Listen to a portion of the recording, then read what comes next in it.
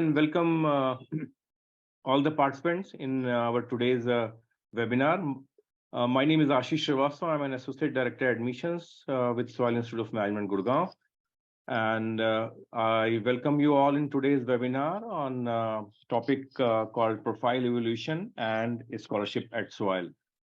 These two important topics are relevant as many students have asked that what is the profile evolution and how the scholarships can help them in pursuing these specialized leadership programs at SOIL. So we just thought to conduct one webinar and just discuss and brief you about all the aspects related to profile evolution and the scholarship. Along with me, we have with us is Professor A.N. Bhattacharya, who is a professor and program chair of marketing and alumni relation. He has a rich, almost 2 decades of experience in academia and corporate as well. He is best described as a passionate teacher, trainer, and friendly consultant. He is passionate about courses on sales force management, network management and optimization, aftermarket pricing and return on investment, consumer psychology and buyer behavior. His near 2 decades long experience in the consumer industry helps bring real life examples and practicality to his discourses. Post his industry stint, he has been facilitating courses for MBA students for the last 10 years. So I welcome you, sir, in this webinar. Thank you, Ashish. And before we can start about discussing this profile evaluation and scholarship, I request all the participants to utilize this chat box button for raising your queries and questions related to this topic. And at the end of this webinar, we love to take your questions and queries one by one and love to answer it. Sir, so as we can start, so as you know that SOIL have a very rich legacy of 14 years plus in offering these two specialized leadership programs called PGPM and PGPM HR. And at the same time, we differentiate from other B schools in many aspects. And one of the major aspects is our selection admission process and selection criteria. That makes this SOIL 1-year leadership program very unique into this market. So generally, students ask how our this differentiator is play important role in selecting the brightest minds into our program. So my first question to you is how the SOIL admission process is different from the selection process of other B schools. Just throw some light on that, sir. Okay, thank you, Ashish. I should confess that by design, I have been a part of SOIL for the last 12 years now, and I have been a part of right from the very beginning about the genesis of SOIL and how, in fact, SOIL came into existence. And the founder, Mr. Anil Sachdev, what was the need? Why he felt that a school like SOIL needs to cater to the emerging requirements of the industry. And as many of the participants here would be aware of, that SOIL has been co-created by a consortium of 32 companies. There are some 32 top national and international companies who came together to help Anil Sachdev create this institute. Now, why was it felt that SOIL has to be created is an interesting story which I will tell you in brief. So what was happening was most of the B schools in India, in fact, they were actually churning out professionals, very good qualified professionals who were very high on competence. They were very high when it came to the quality of mind. And this was leading to a peculiar situation where there was always a trust deficit between the corporate and the society at large. So it was felt that most of these, high quality minds, they were more focused on shareholder value rather than on a holistic stakeholder value perspective, which means that there was a lot of exploitation of employees, a lot of exploitation of nature, environment was getting degraded. And Mr. Anil Sachdev took the initiative to bring more than 120 top CEOs and MDs of different organizations, national and international, to discuss this problem, which is actually gripping the entire world. And we have seen this off late also, how in fact environmental challenges are now facing us, and we are now at the cusp of a situation where probably we will have to really take some drastic steps. Now, when this need was felt, then the group discussed about what is it that probably the existing B school curriculums lack. And it was found that the B school curriculum nowadays, in fact, at that point of time, I'm talking about 15 years back, at that point of time, their focus was mainly on identifying students who had good quality of mind, and their quality of mind was sharpened further so that they can actually be of great value to the shareholders. There was very little focus on the character building part, or understanding the character of an individual. Now, when I say character means, the type of value systems that a candidate has, and when he or she works in an organization, how will that value system help him perform in a way which will be more holistic? It will not be just focusing on shareholders, but it will focus on more on the other stakeholders like environment, employees, society, underprivileged, privileged, government. Everything has to be taken into consideration. So it was felt that the selection process of most of the B schools was primarily, if you look into it, generally most of the B schools, the top ones including the ones which are internationally recognized foreign universities, they actually focus on identifying students who have high IQ and they have good communication skills. Now, rarely do they ever try to understand the character of an individual or the overall attitude of an individual towards the outside world, you can call it, or towards other stakeholders. And what Soil started believing was that, and this was an input which came from the corporate, from our consortium companies, that the right leaders would be those who just do not have high level of mind power, but they also have a great power of the heart. They also have a big heart to take responsibility of the consequences of whatever they are doing. So quality of the mind and quality of the heart, these were two things that were actually now thought to be important. And the third thing which was thought important was that with the quality of mind and with the quality of heart, if we can identify students who are really moved to bring about a change in the society, so that will probably give us the best student, and they need not necessarily be high on CAT, high on GMAT, high on their academic grades. They might be average, but they might be high on their quality of heart, and they might be very highly moved to bring about a change in the society. So a framework was created, and this framework was called the Character, Competence, and Enthusiasm Framework. So we will identify students on the basis of a character.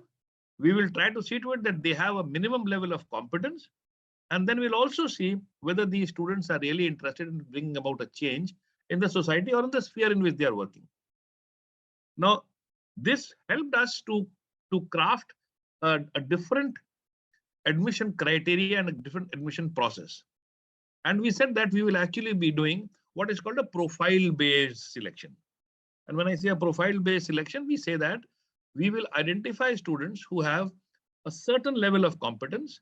They should have certain character features. They should have adhered to certain values, and they should have the enthusiasm to bring about change in whatever thing they are concerned about. Maybe they want to bring about a change in terms of environment, in terms of maybe in whichever company they are working, if they can actually work on carbon footprints, if they want to bring about a change when it comes to maybe eco-friendly products, or if they want to bring about a change in how employees can be better served in an organization so that their productivity increases. So these are all basically part of the enthusiasm aspect that I'm talking of. So these three things came in the forefront, and that's how we said that, okay, what we'll do is we will actually select students on the basis of a profile, an overall profile. And if you see, our selection process is called the talent appreciation process, TAP. And we say that most of the other B schools, what they have, what is called a process that they use of what is called an elimination round. So if they say that your CAT score is not, say, 90, then you are rejected. If you are 10th and 12th, they are not 75, 80, 90, we will reject you. But we actually said that no, we will actually not be using an elimination process. We will be using what is called a selection process. And what we'll do is we'll say, okay, if you have a certain minimum grade, you are in.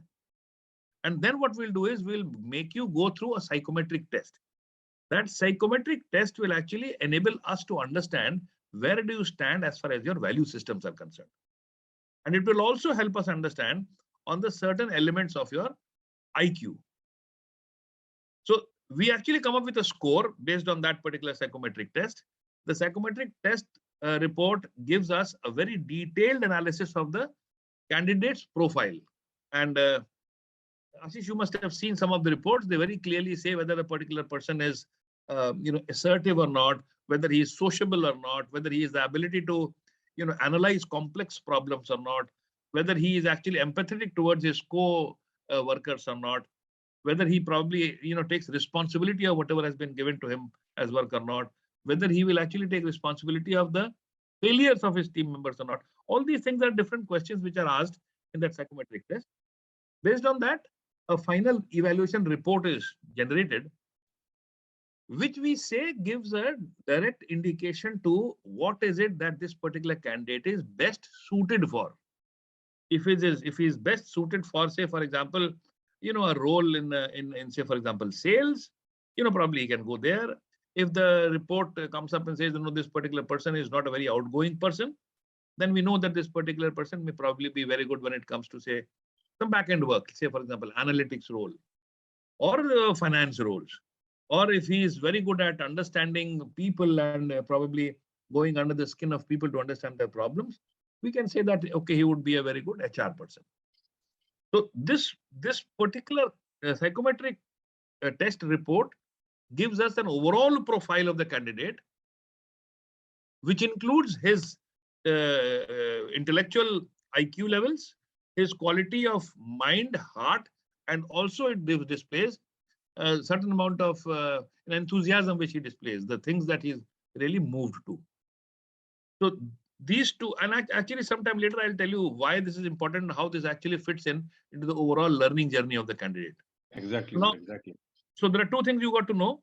First is we actually take qualification. Definitely we actually look at the 10th, 12th, graduation, CAT scores, MAT scores, GMAT scores, whatever scores you have, we actually consider that also. But it is not something that we reject a candidate on the basis of that. So if he's at a certain level, he is in. But then we add to it the report that we get from the psychometric test. So these two things become important, and that is how we actually craft out a profile of the candidate. Okay. Sir, So I hope I could explain it a little bit. Very, very, very well explained, sir. As you know that CAT result is out, and many students are started looking for the B schools for which they want to take admissions into that. So students generally ask why SOIL is also consider this profile based evaluation method, and why they are not considering this CAT, only this CAT or that or other competitive scores, just like other B schools. So though we consider this CAT, ZAT, and MAT or GMAT scores, but we also consider this and giving a more focus on profile based evaluation method. So generally students have their queries that why did SOIL have opted or follow this new procedure altogether called profile based evaluation method. Why and what is the purpose of that following this process, and how this process will help the students into learnability of throughout this program, sir.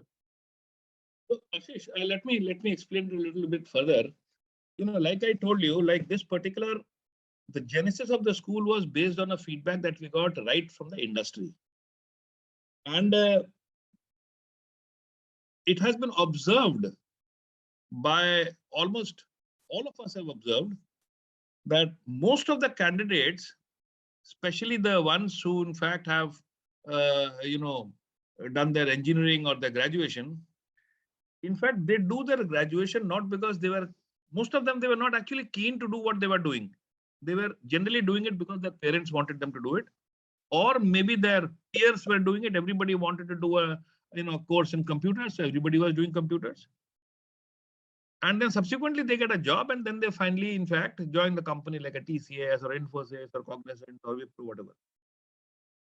Now, as you know, soil actually takes people with minimum 2 to 3 years of experience. The average experience that we have this year is around, I think, 4, if I'm not mistaken. Now, what happens is, who are these people who come here? Now, they are the people who probably did an engineering course. They went and became a, say, testing engineer, a systems engineer, a software engineer, and their heart lies somewhere else. They probably want to do something else. They probably wanted to be, into a job which will probably help them generate more business. They find themselves not really suited for this type of a role which they are currently into. And they are in the process of exploring what is it that they should do so that their career can actually progress in a better manner. So we say this is a very early stage of a dilemma which students have, where they are actually not happy with whatever they are doing, and they really do not know what they want to do.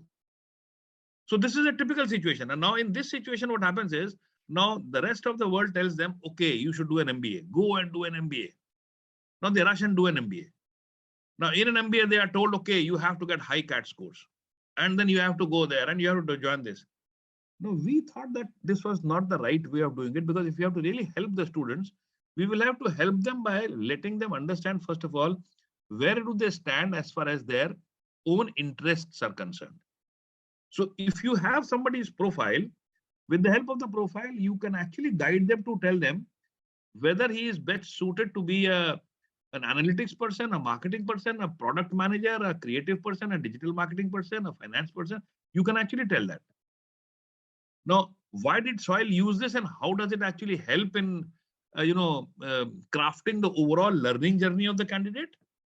So this is something which is very important, and I think most of the participants who are there on the show should actually learn this and know this.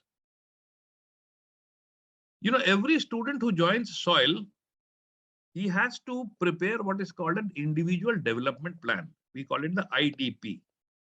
The individual development plan means it is a plan which will actually be followed and implemented by the candidate, by the student, in the next 1 year, which will help him or her enable to become and acquire the type of competencies that probably he lacks.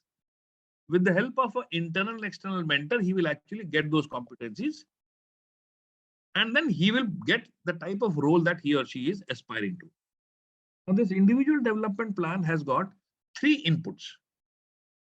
The first input is the input that we actually say is the interview panel, the talent appreciation process, the panel which takes that interview.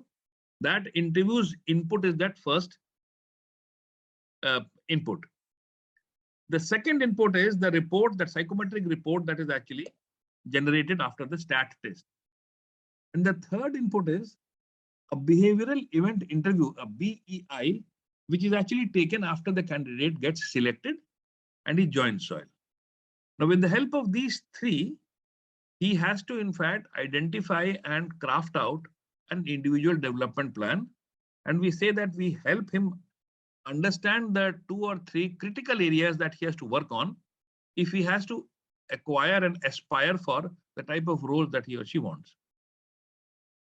So if you see, this particular profile-based selection process is primarily an integral part of the overall learning journey of the student. And I can give you a few examples. There are many students who are actually, say, for example, I would say they are candidates who are in the operations role in a manufacturing unit. So they're on the shop floor.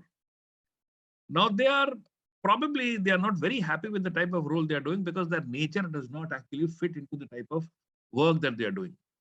They are more happy probably when they interact with other people, and they probably would be happier if they are doing some sort of a frontline client handling role.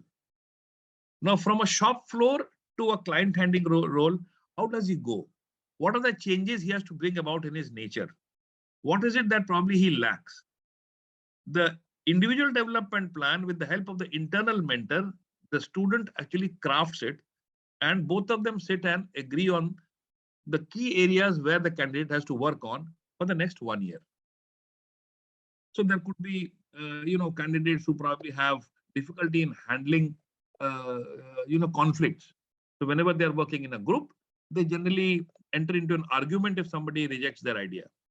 There could be, how do you overcome this?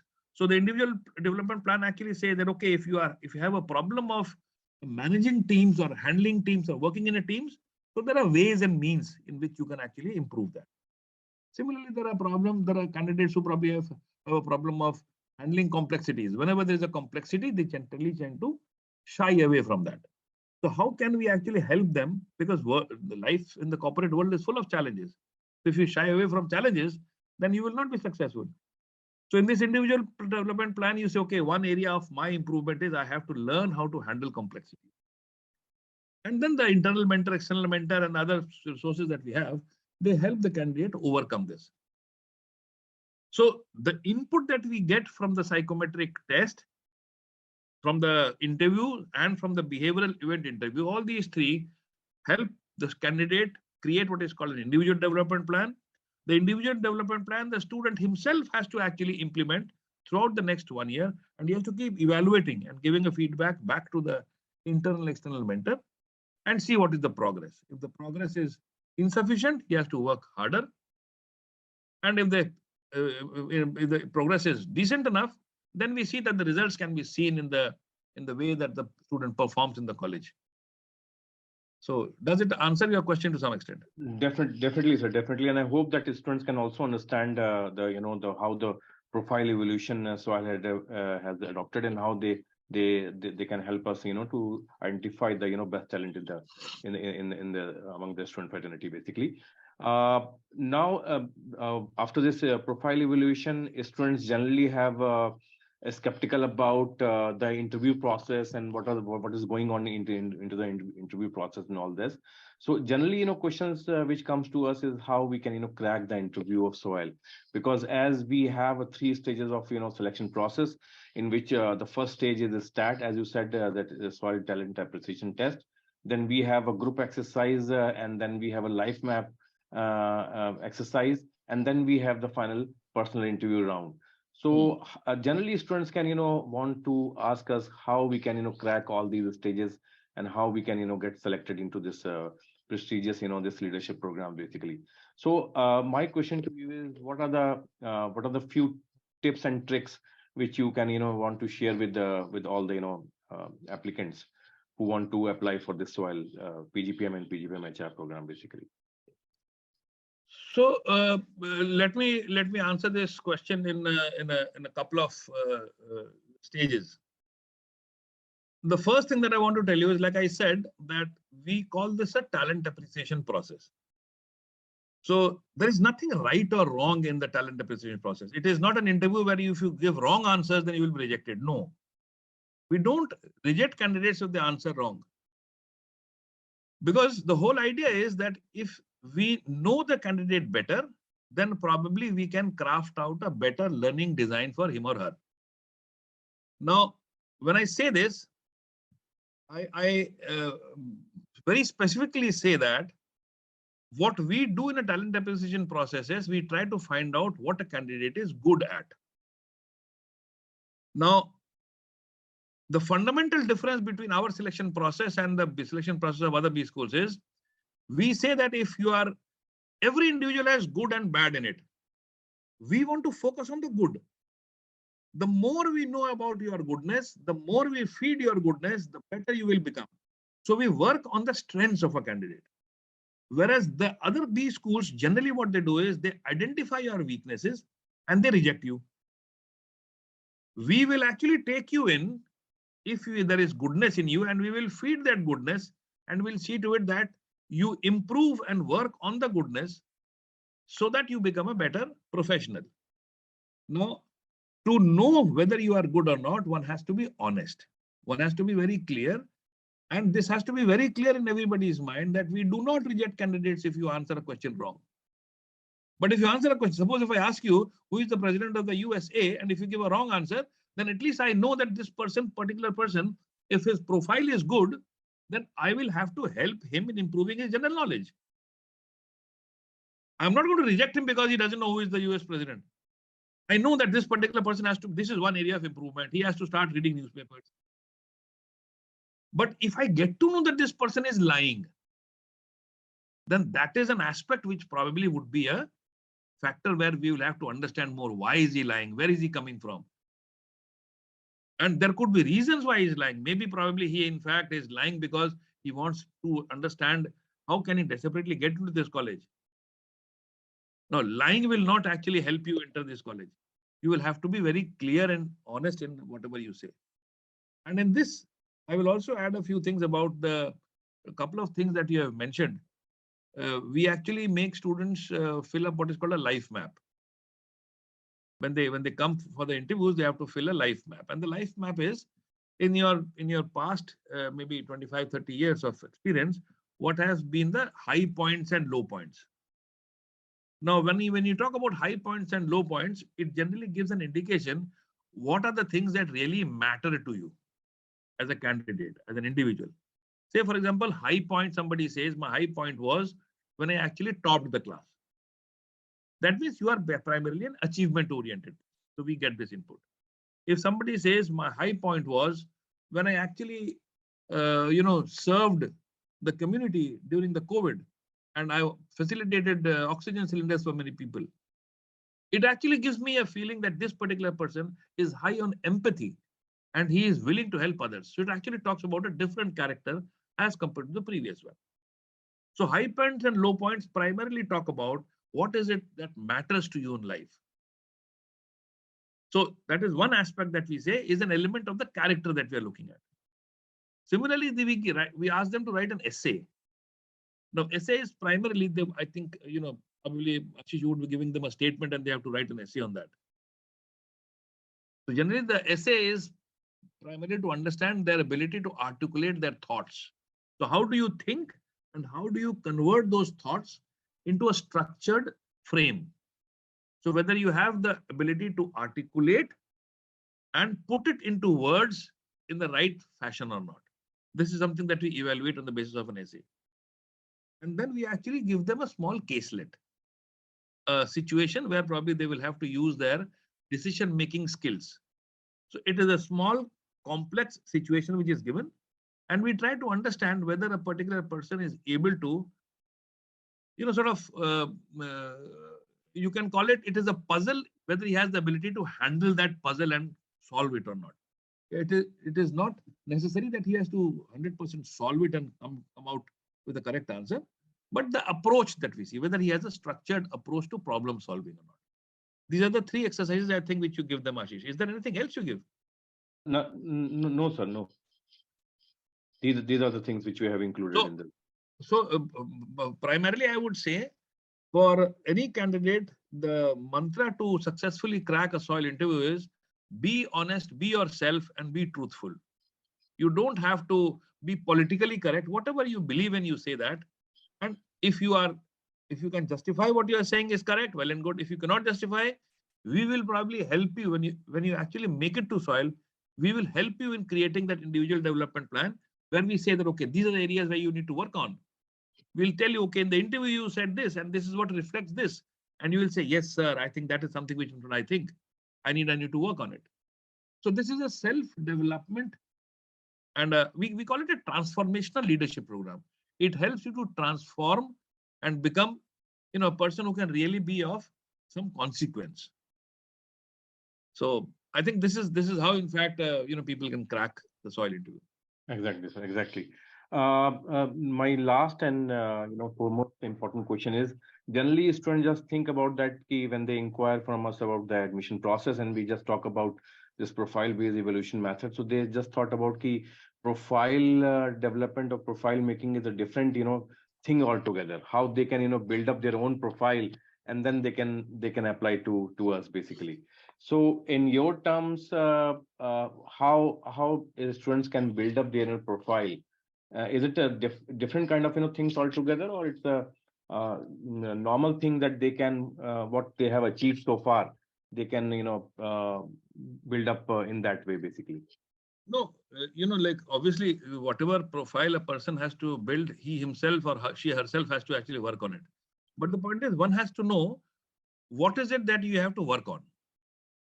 If, say, for example, I am not a very people-friendly person, and I have to build my profile as a people-friendly person, then I'll have to know what is it that I have to develop and how am I going to develop. So if you falsely write that, okay, I am a very people-oriented person, but actually you are not, then when you actually pick up a job in the corporate, you will be called out. People will say, okay, you probably wrote that you are a people's person, but actually you are not. And we say that, you can contribute 200% to a particular role only if you are doing something that you really enjoy doing. Now, what is it that you enjoy doing? That is something which is a very difficult task. If I ask people, when were you the happiest in the last maybe couple of years, we'll have to start pondering, when was I happiest? People will say, okay, when I got an increment, when I got a bonus, when I got this. No, these are not happiness. These are very temporary. Today you get a bonus, you are happy for the next maybe 7 days, 10 days, 1 month. And after 6 months, you start realizing that, okay, my salary is lesser than my friend. Then you become again unhappy.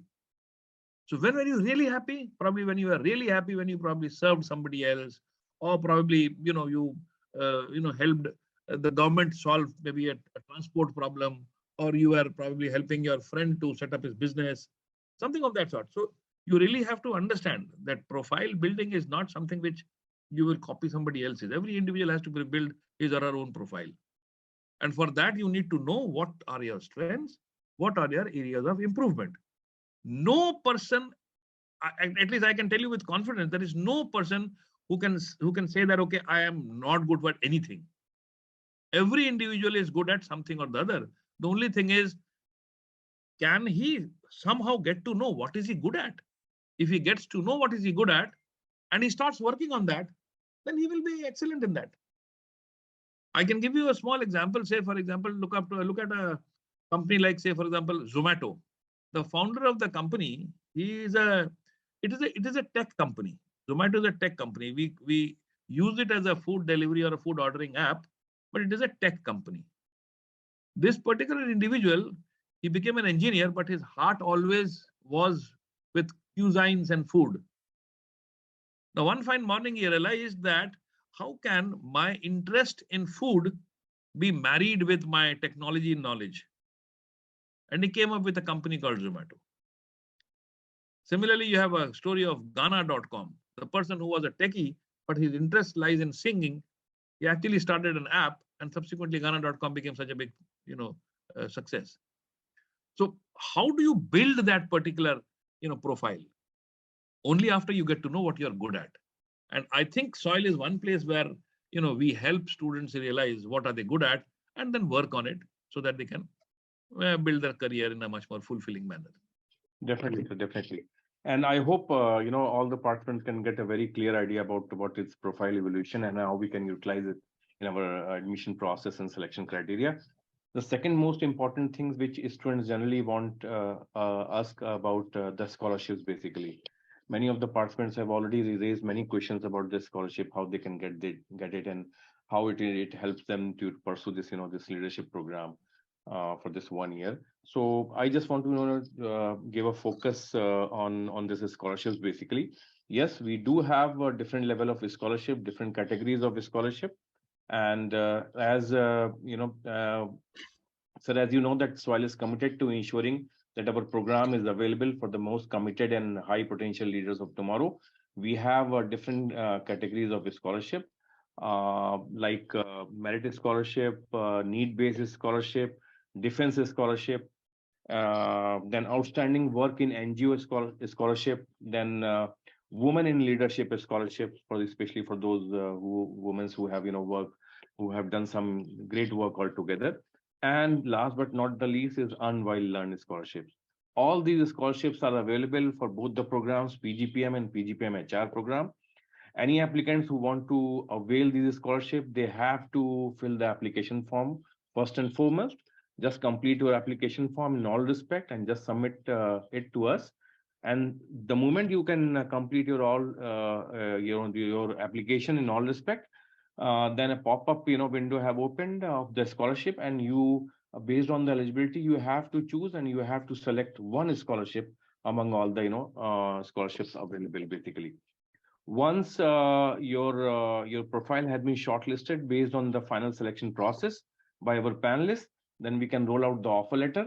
And in after that, if you enroll for a particular program, then the scholarship committee will decide on the actual amount of the scholarship under in which category you have applied to us, basically. So this is the whole process, is to start from the application and it goes till your selection, basically. Need-based scholarship have a every scholarship have a different eligibility criteria. For example, need-based scholarship have a criteria that applicants with family income less than INR 10 lakh per annum, not excluding this applicant's income, basically. So he or she is eligible for a need-based scholarship. He have to or she have to apply after filling the application form. Similarly, for merit-based scholarship, we generally consider the 10, 12 graduation, post-graduation percentages, basically. Similarly, for Captain Vikram Batra scholarship, we generally consider applicants who are either working in the different forces or their parents are, working in different forces. Then we can consider them for the Captain Vikram Batra scholarship. Then outstanding work in NGOs. Many of the, applicants who applied to us and looking for, our this leadership programs, they inquire that they are working in some of the NGOs as a, as an internship or as a, part-time, work. But the eligibility says that students who are a full-time employee of any registered NGO or non-profit organization working in social space for last 1 year or more. So as we generally considered work experience of 2 years and above in PGPM, and we also allow some freshers for our this PGPM HR program. So this is the clear-cut eligibility criteria for those who wants to apply for this outstanding work in NGO. So this is the the criteria available, and then women in leadership scholarship, again a very unique scholarship which SOIL is offering for those women parts applicants who apply for this leadership program. So the eligibility criteria is women who have done exceptional work in leadership roles for an organization. So there is no limit criteria of how many years they have worked, but their work should be an exceptional one. Then we can consider for women in leadership scholarship. Those who have missed out any of the mentioned categories, then we have the last but not the least, earn while you learn scholarship. This is not a scholarship. This is the kind of research assistantship program where we can offer selected students to work for any of the internal departments of SOIL for the whole week for 5 hours for a week, and then they can earn 10,000 rupees per month, basically. So it's a 1,10,000 scholarship kind of thing for the whole 1 year program, basically. Those who have missed out any of the categories of this scholarship, they can they cannot apply, but we can consider them for earn while you learn research assistantship scholarship. So these are the scholarship which we have. For further details, we request all the applicants to visit our website. All the details are clearly mentioned in that, as well as our link to this applying to our this PGPM and PGPM HR program is already there. Admissions are already started. Our cycle 1 admissions is already closed. We are looking for cycle 2 applications as of now. So request all those who are interested, either they can just visit our website or they can call us. I just just pin down my our admissions number in the chat box. Now, sir, I just as we have moved upon, I just want to take up many of the questions which audience have raised. So one of the questions Aditya Shriram have raised. It's a long question all day. He said, "Good day. I'm a marine engineer with about 8 years of sailing experience with the biggest shipping company in the world. I'm planning to take up 1 year PGPM course as I'm keen on a managerial career. What are my chances? I have been a hand-on practical guy as my life handling people under and participating in the job direct hand." So, sir, it's over to you. Just to answer Aditya. So let me tell Aditya that as a marine engineer, he probably, we have not had marine engineers earlier. I remember we had one candidate who had come from Mazagon docks. So he was a nautical science engineer or something of that sort. He was working in Mazagon docks. He was not on board. So like what I understand is Aditya is probably a sailing person. He sails. But the closest I can remember is there was this person, Noshirwan Anjum. He was actually from Mazagon docks, and he worked hard, and he finally got placed with Aditya Birla Capital, and he's currently the branch manager in Calcutta, in Kolkata. Now, having said that, I will tell one thing very clearly. We need to understand what is it that is making Aditya shift from marine engineering to a managerial role. Because there are organizations which will take him. We have there are a lot of what you call logistic companies, and there are other various shipping companies which probably they will want to actually hire such people who have sailing experience plus they have a management degree. But frankly speaking, till now we have never had any sailing marine engineer with us. So probably you would be the first one. I think he can always talk to Salman and get an understanding of his opportunities. If he wants to shift out to some other sector, that is something that we can always explore. He can actually go to some other sector. Definitely, sir. Definitely. Hope Aditya, you have get your answer to your questions basically. I'm seeing that many of the students have asked that, about various questions about his scholarship. One thing I just add on to my what I have just brief about the scholarship is that we have cycle 1 admission, cycle 2 admission. So regarding the scholarship, those who can apply early to us towards the PGPM and PGPM HR program, they have a very good chance of getting maximum amount in terms of scholarship. Similarly, those who can apply in the second cycle or the third cycle onwards, they have lesser chance. So request all those who are interested, they can apply early and they can also apply for this scholarship. I hope they can considered by the scholarship committee for their scholarship, and they can earn a maximum scholarship from us. So generally, this we can say that we can offer up to 2 lakhs of scholarship, but it all depends on the scholarship committee because they can gone through your profile and they can evaluate your chances of getting selected, and then they can offer you the final amount. So it all depends on the final scholarship committee, and then how you can perform in the scholarship interview as well. We conduct a small interaction with our scholarship committee, in which you have to just brief with them about why you want a scholarship and why scholarship is important to you basically. So this thing is important to, I think, all of the applicants. One of the anonymous attendee have raised this question that, can you please tell me something about a scholarship? How can we get and how much will they provide for PGPM and PGPM HR program? I hope my this brief will get your answer to your question basically. Then Dinkar Ujjwal have raised this question. I'm a content developer with nearly 2.5 years of regular experience from a tech firm. I'm a PG already by age, hanging around 28 years. What is my possibility for a better career at PGPM? So it's over to you to answer this question of Dinkar. Dinkar, it is an excellent opportunity for you if you have 2.5 years of regular experience in a tech firm. And if you're already a PG and your age bracket is exactly the age bracket which normally our average age is, I think you stand a very good chance to further your career after a PGPM program. So you are most welcome. You can obviously explore and further your career after the PGPM. Hope Dinkar sir have answer your queries basically. A few of the attendees have asked questions related to this AICT approval of this program. One of the attendees have asked, do PGPM HR is AICT approved?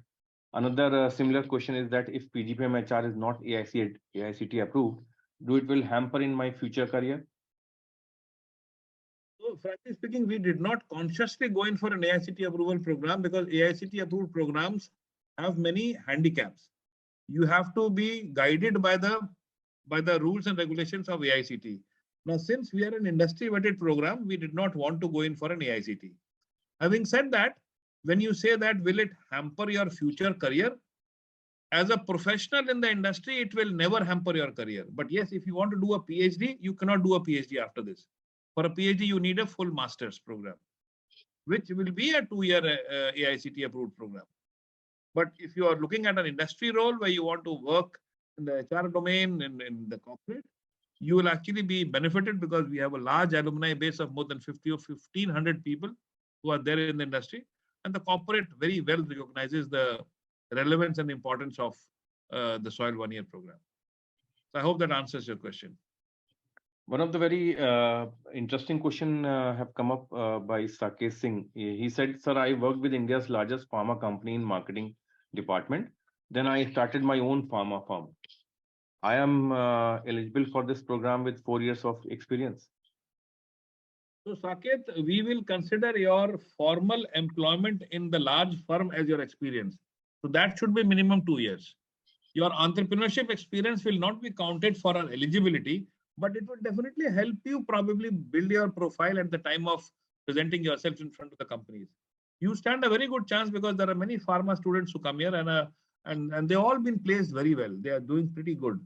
So you stand a good chance, but your own entrepreneurial experience will probably not be counted for the eligibility part. So for that, I think you should have minimum 2 years of experience in the largest pharma company that you're talking of. Hope Saket have good, answered your queries. Now Ravi Sharad have asked about how to apply for earn while learn opportunity. That I can, sir, answer. Ravi, as I said earlier, that once you complete your application, you are eligible to apply for the scholarship. The moment you complete your application, a pop-up have been come up, and that states about the scholarship.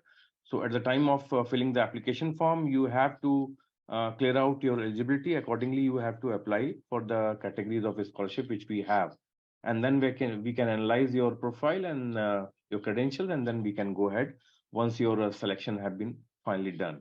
So the scholarship starts with the application itself.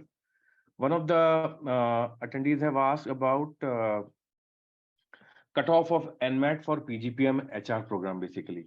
So as I said earlier, that we do have this we are considering this CAT, ZAT, NMAT, and GMAT scores, but at the same time, as Sir said, we have profile based evaluation method.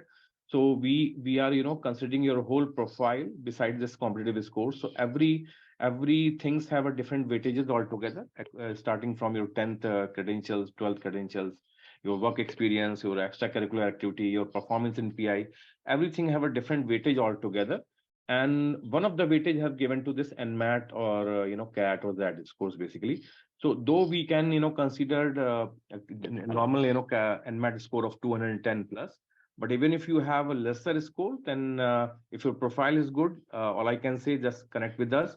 We can guide you in much better way so that you can apply finally to our this PGPM HR program with you.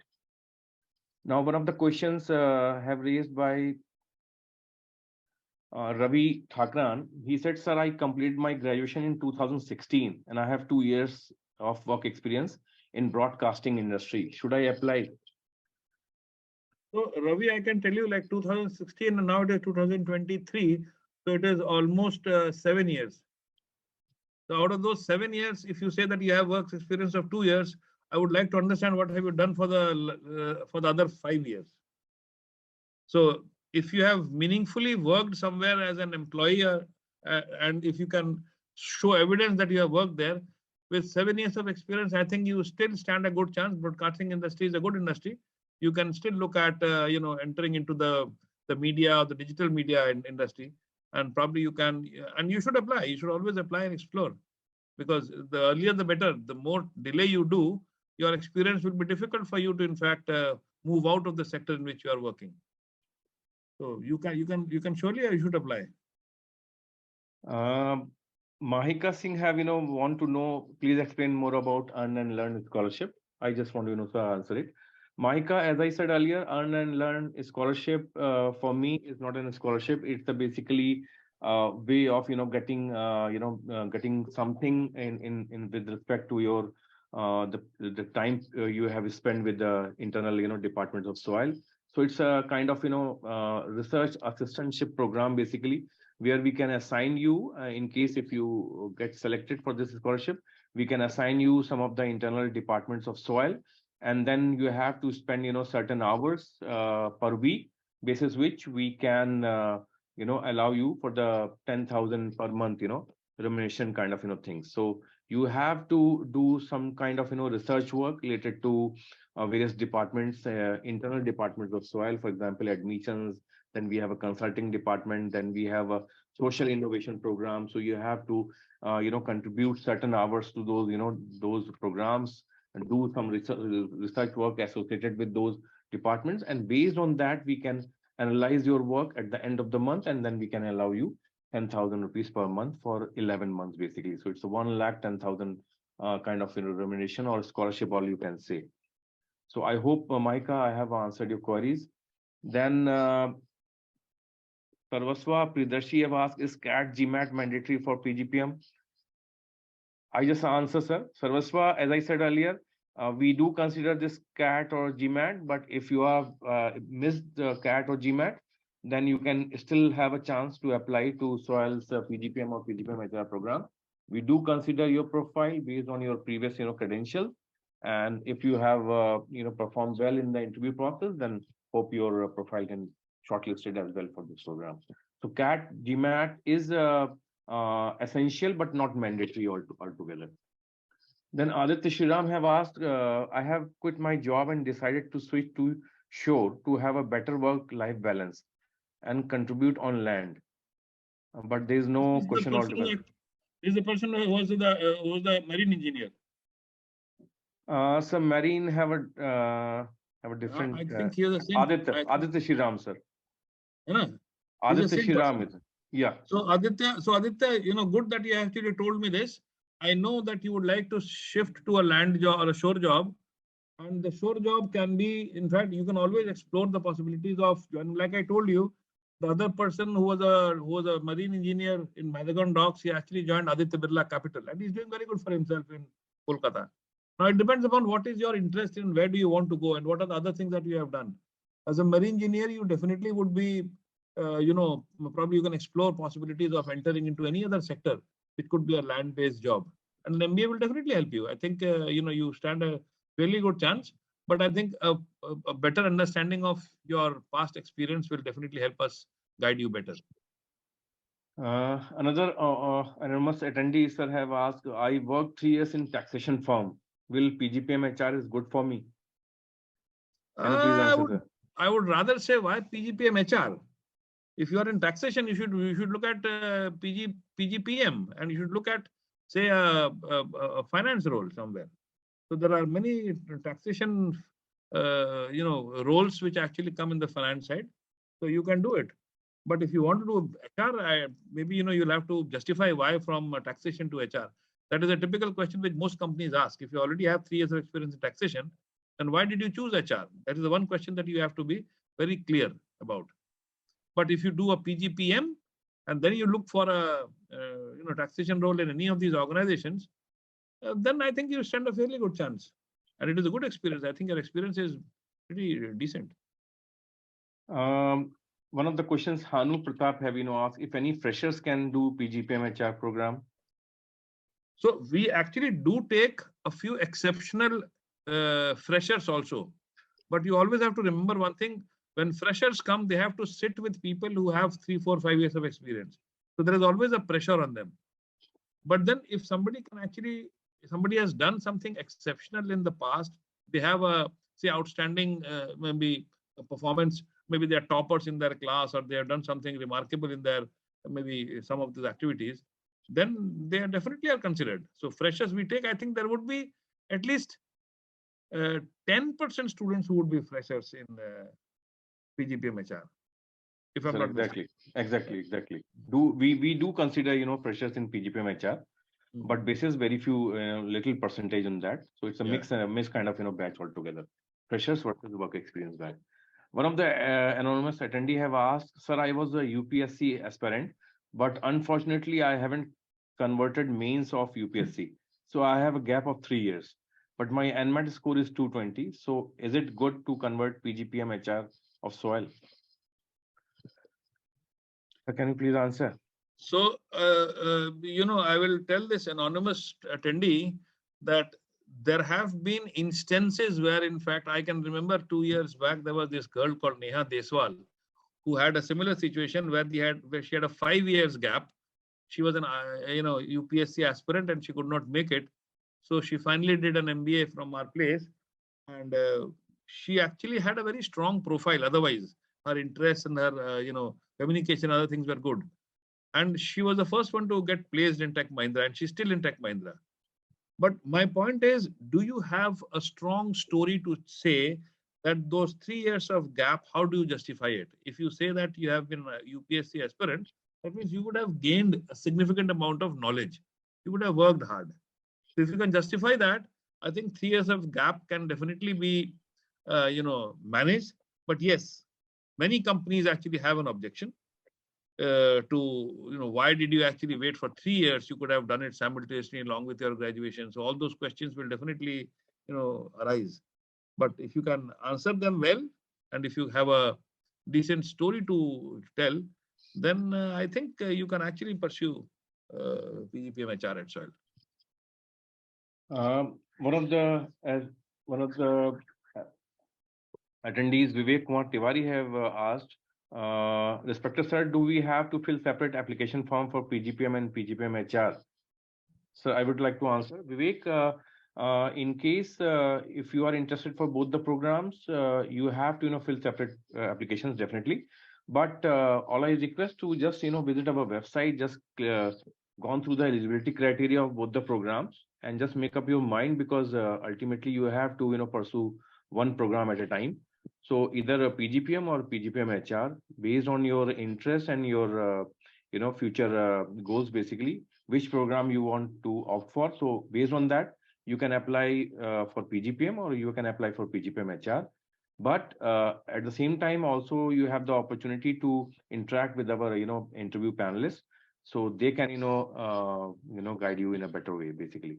So either you can apply for PGPM or PGPM HR, because application could be same in that case, basically.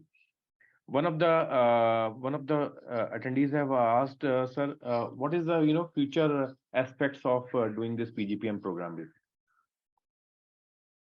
What is the future aspects of doing the program? Yes, yes.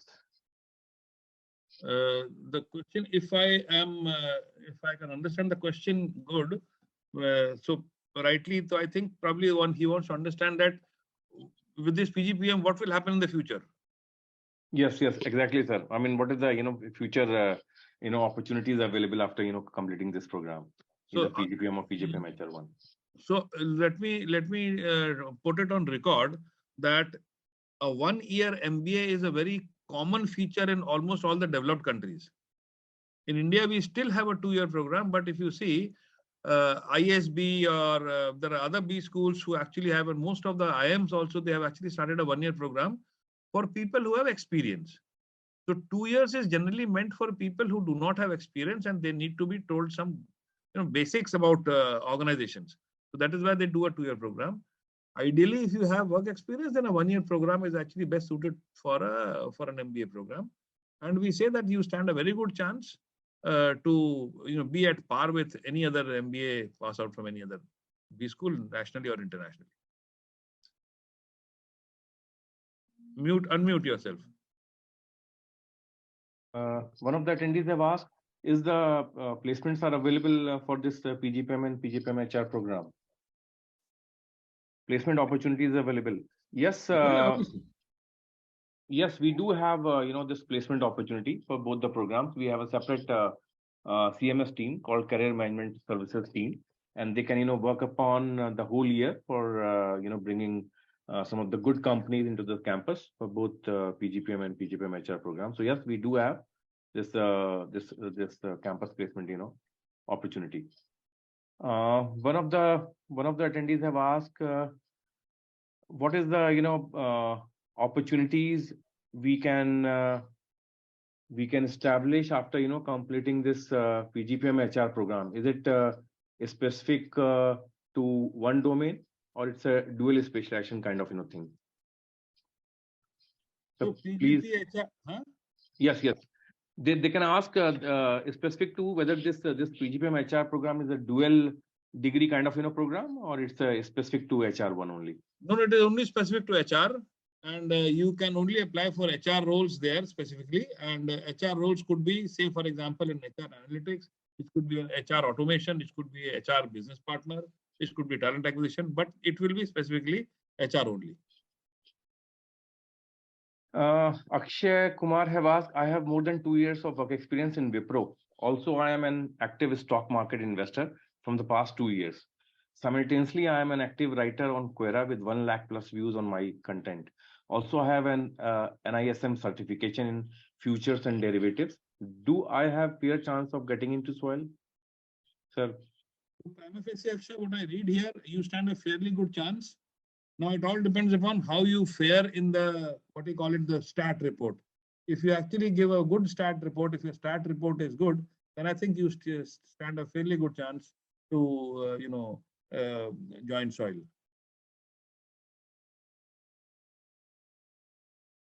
Another applicant, Aditi, have asked, I have 2 years of experience as data analyst in MNC, but not much in my profile to showcase for like academic and extracurricular. I think Aditi wants to know what are the chances of getting into this PGPM So, Aditi, program. Aditi, you don't have to showcase anything extra. I think you have done your graduation and you would have some interest somewhere, cooking, dancing, singing, something. You can always write that. 2 years of experience of a data analyst is actually very good. That is the ideal experience we normally look at. And I think you should always explore this. Showcasing does not mean that you have to create something new. Average Indian does not have anything to show. We have very few things. We can only say we can sing, we can dance, we can cook, all these things. These are the hobbies. Or extracurricular, you can say that you are doing some content writing, some digital marketing, all those things. So you stand a fairly good chance. So don't get dejected that you don't have a very strong profile. Last but not the least, sir, there are many questions, but we can just consider one more. I am a fresher, but I have a keen interest in HR. So where should I go? PGPM HR or PGDM? I am confused. He's asking about 2 years, regular PGDM program as well. Okay. So PGPM so you are open to go to both of these programs. Any of the ones you can choose. My only suggestion is the 1 year PGPM HR is actually a rigorous program. You have to put in 12 to 14 hours every day with maybe 20 pages of reading every day, group work, activities, huge amount of pressure. Morning 9 o'clock we start and evening 4:45 or 5 o'clock we finish. After that, we have group activities, group work, project work, case study presentations.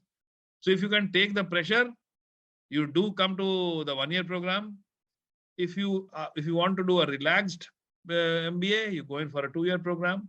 Both the programs are equally good. You can go anywhere you want. So the last question, one more question I have asked by one of the attendees. He said, "Sir, I am a BCom graduate 2020 from BHU, but due to COVID issues, I was not able to do PG also. My CAT score was not good in 2020. I'm a fresher and done some internship. Do I have a chance to get admission in PGPM HR?" I would like to understand, like from a BCom, why would you like to do a PGPM HR? So that is a question that probably most companies will ask you after you pass out. Because normally after a BCom, you generally do not tend to go to an HR program. Having said that, I would actually, this is my honest advice. I would actually suggest that you pick up a job somewhere, you gain experience of maybe 2 years and then come back to soil. We would be happy to take you at that point of time in PGPM, not PGPM HR. As an HR program, I think you will have a bit of a challenge when it comes to explaining why from a BCom you are shifting to HR domain. So if you can justify that logic, I think then you can always try. But I think it is personal advice is you should look at maybe a 2 year experience first, and then you look at PGPM. So any of the work experience guy or any of the freshers can look for this specialized leadership programs, PGPM and PGPM HR at SOIL. Request all to just do visit our website. All the details have been given there.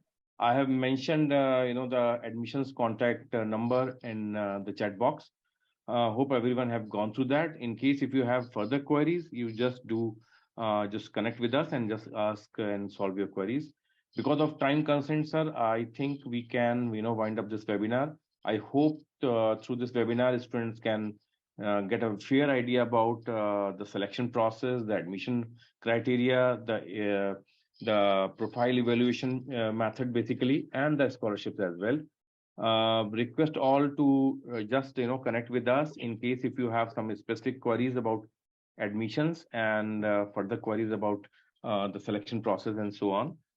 Thank you very much, sir, for joining us today and just brief all the participants about the evaluation method which we have, which is very unique and can differentiate from other B schools in the market. So thanks, sir, and thanks all the participants for joining. It was wonderfully crafted. I am very happy that the participants also interacted well.